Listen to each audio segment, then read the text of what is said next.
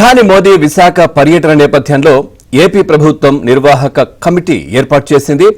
5 మంత్రులతో కూడిన ఈ కమిటీలో హోం, ఆరోగ్య, టూరిజం, సాంఘిక సంక్షేమ, మానవ వనరుల శాఖ మంత్రులుంటారు. ఇక కమిటీ కన్వీనర్ గా ప్రభుత్వ ప్రత్యేక ప్రధాన కార్యదర్శి వ్యవహరిస్తారు. జూన్ 21న ఏపీలో జరిగే ప్రపంచ యోగా దినోత్సవ వేడుకల్లో ప్రధాని నరేంద్ర మోదీ పాల్గొంటారు. ఈ కార్యక్రమాన్ని ఏపీ ప్రభుత్వం ప్రతిష్టాత్మకంగా నిర్వహించబోతోంది.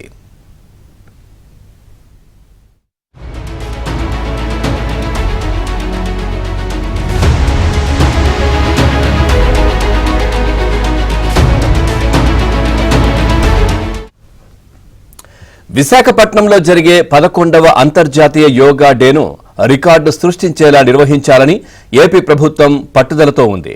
యోగా డే ప్రకటించి 10 ఏళ్లు పూర్తి చేసుకున్న నేపథ్యంలో జూన్ 21న యోగా డే కార్యక్రమంలో ఏపీ నుంచి ప్రధాని మోదీ పాల్గొంటున్నారు.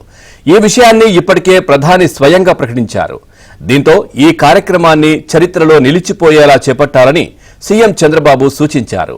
యోగా డే నిర్వహణపై సీఎం చంద్రబాబు క్యాంపు కార్యాలయంలో అధికారులతో సమీక్ష నిర్వహించారు.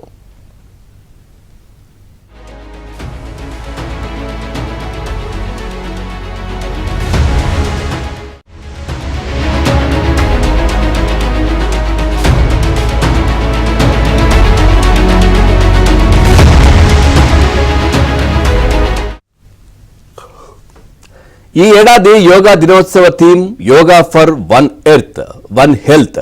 యోగా డే నాడు నిర్వహించే కార్యక్రమం ఏపీలో యోగా అభ్యాసానికి నాంది పలకాలని సీఎం చంద్రబాబు సూచించారు. కనీసం 2 కోట్ల మందికి ఈ కార్యక్రమం చేరాలని చెప్పారు.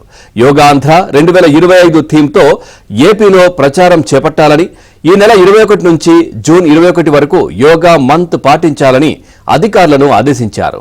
నెల రోజుల శిక్షణ పూర్తి చేసుకున్న వారిని గుర్తిస్తూ సర్టిఫికేట్ ఇవ్వాలని, ఏపీలోని పాఠశాల, కళాశాల విద్యార్థులను ఈ కార్యక్రమంలో భాగస్వాముల్ని చేయాలని సీఎం చంద్రబాబు దిశానిర్దేశం చేశారు.